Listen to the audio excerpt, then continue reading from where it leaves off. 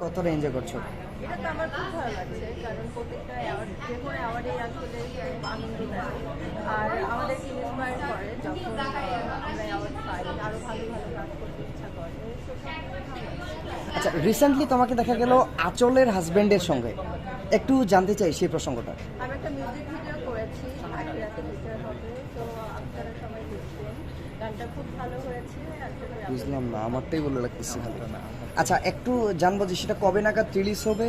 এটা রিলিজ হয়েছে তো অলরেডি, আচ্ছা। 2 লাখ হয়ে গেছে। আর এখন ভালো যাচ্ছে, ট্রেন্ডিং আছে। আচ্ছা, একটু কি আমরা সেই গানটার 2টা লাইন শুনতে পারি তোমার? আমি তো সিঙ্গার না, আমি তো সিঙ্গার না হলেও সমস্যা কোথায়? অ্যাক্টিং করেছি, তো তোমরা দেখিনি আমার অ্যাক্টিং কেমন হয়েছে। একটু একটু জাস্ট এক লাইন হলেও শুনবো আমরা না আজকে। না না, এটা আসলে আমার মনে হচ্ছে না, পারবো না। আচ্ছা, সামনে কি কি নিয়ে ব্যস্ততা? সামনে একটা আইটেম সং করছি, ওটা নিয়ে ব্যস্ততা, কাজের সঙ্গে। আর হচ্ছে নাটক করছি। বিদেশ কবে যাওয়া হচ্ছে? বিদেশে যাবো সেপ্টেম্বরে। আচ্ছা, এত বিদেশ সেটা তো বলা যাবে না। কেন বলা যাবে না কেন? তখন আপনারা দেখতে পারবেন। আচ্ছা, ঠিক আছে, থ্যাংক ইউ।